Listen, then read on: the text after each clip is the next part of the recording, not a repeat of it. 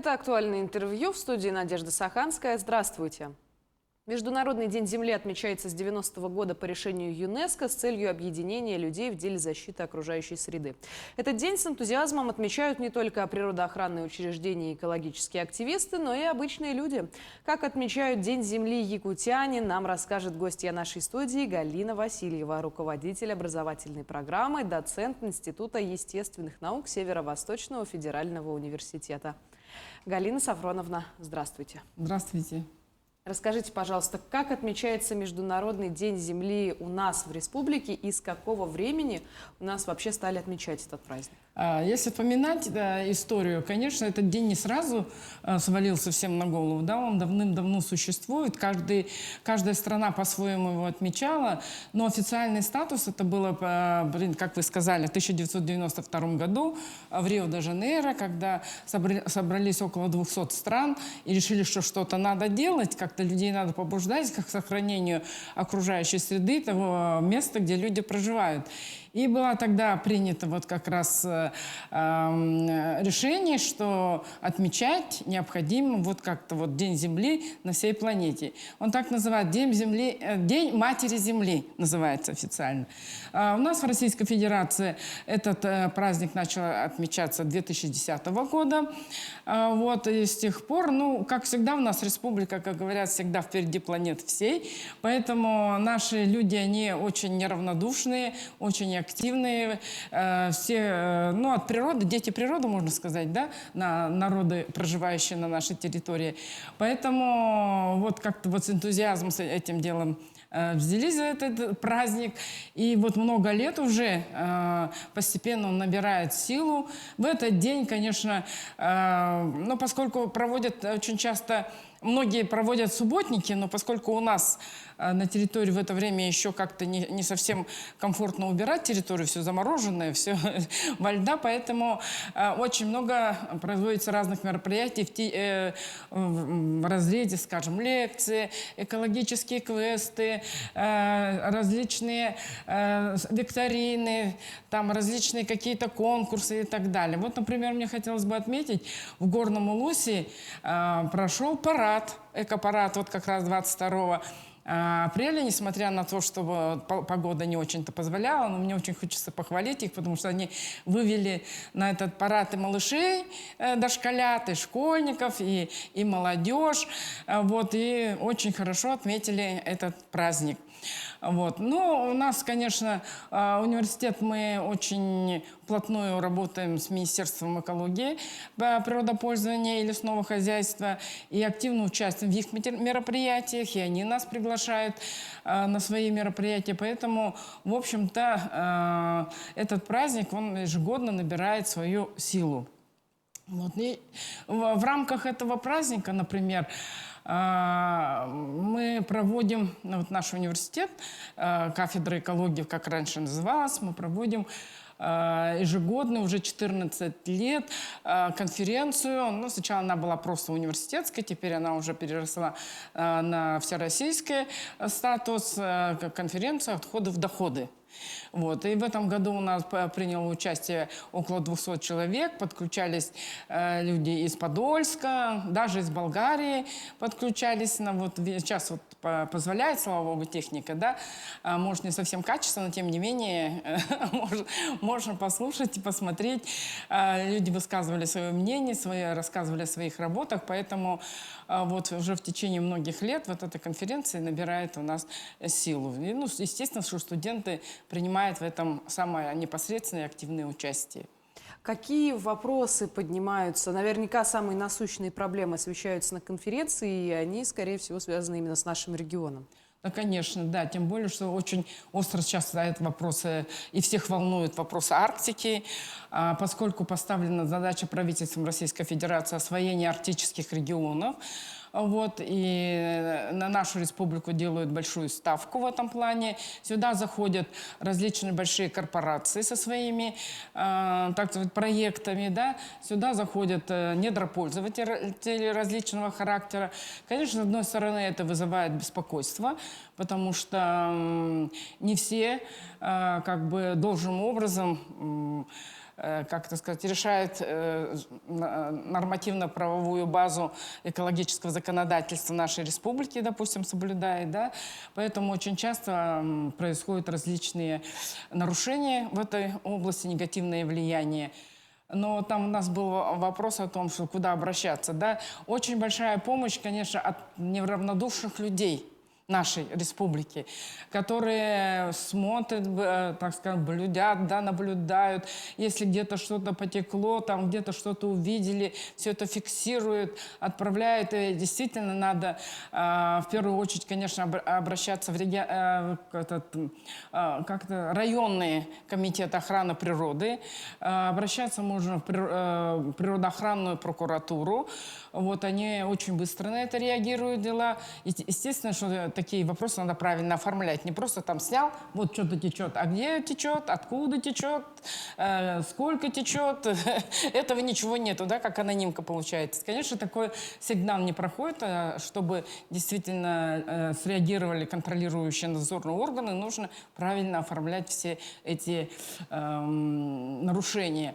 И правильно оформленные нарушения требований, да, конечно же, на них реагируют и пытаются, значит, это устранить в этом направлении.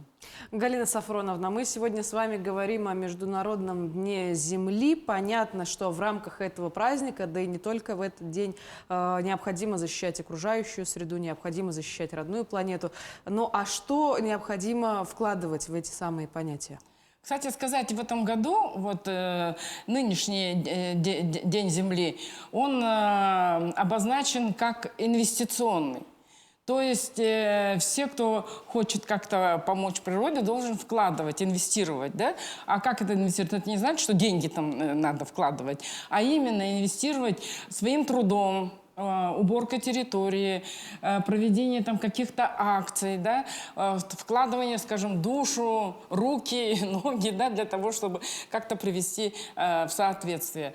Поэтому вообще говорят же, да, есть хорошая пословица такая: экология начинается со двора. С твоего двора, с твоего сердца, как это. И вот здесь, конечно, можно было вспомнить высказывание маленького принца, Сент-Экзюпери, наверное, все помнят, да, когда он что сказал? Проснулся утром, прибери свою планету.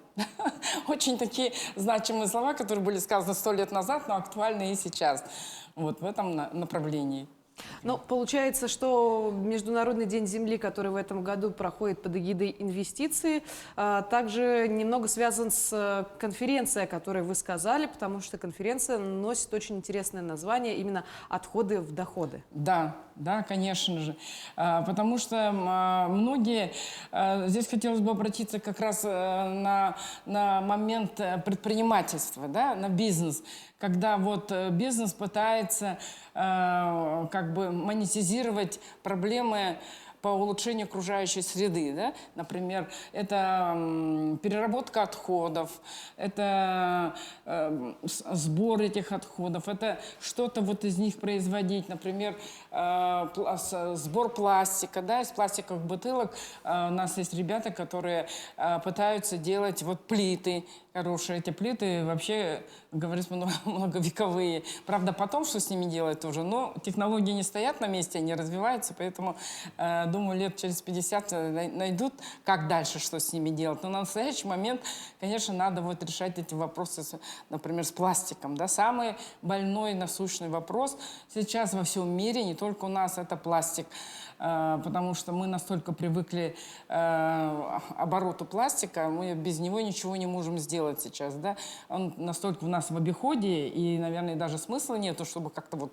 Ну, весь пластик же не уберешься, тарелки, все посуду разовые, все прочее, мешки, кули, все уже настолько привыкли, что это будет как без рук, да. С другой стороны, говорят, если это все поменять на бумажные, то это опять проблемы же выходят. Дерево же надо, деревья же надо срубить тогда, да, сколько деревьев погибнет, чтобы сделать эти бумажную посуду. Поэтому вопрос стоит в чем, вот сейчас и ученые, и химики над этим работают, чтобы пластик был биоразлагаемый, например. например, да, чтобы долго он не лежал там сотни лет, как сейчас некоторые лежат. Но сейчас уже об этом наука уже работает на этом плане, в этом направлении. И я думаю, скоро вот проблема с пластиком, конечно, она все равно останется, но, может быть, как-то вот будет полегче, да, в этом направлении.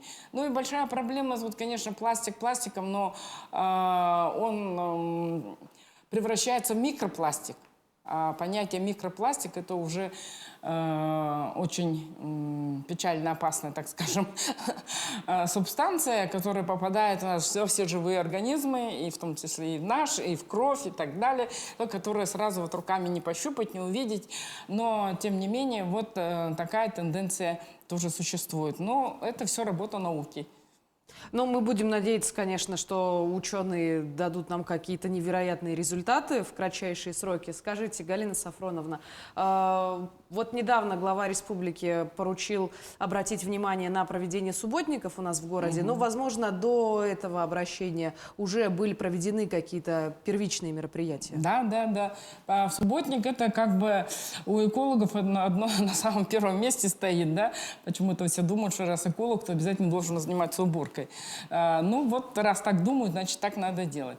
Мы ежегодно проводим, наш университет и наш институт проводит огромное количество различных субботников, и начиная вот с уборки снега, с уборки этой территории, и заканчивая посадкой там деревьев и так далее. Все это вот работают наши студенты. Вот недавно, буквально вот в субботу, в День Земли посвященный, мы провели совместно с Министерством экологии и природопользования лесного хозяйства субботник по уборке озера Сайсары, да, нашего священного озера. Но надо что отметить? Мы туда выходим каждый год, и когда вот, например, 10 лет назад мы впервые выходили на уборку, там было страшное дело. Вообще столько было мусора, это что-то.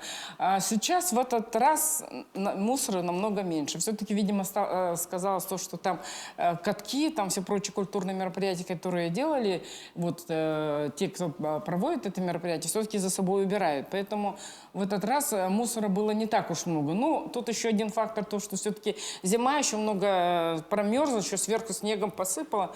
Поэтому, может, не все мы смогли и убрать, но, по крайней мере, кое-что убрали. Ну, тут хочется мне вспомнить наши советские годы. 22 апреля, это день рождения великого Ленина, да, и у нас был всегда коммунистический субботник, и все как штык 22 апреля, несмотря ни на погоду, ни на что, все дружненько, все коллективы и учебные заведения, все выходили дружно на субботник и убирали город.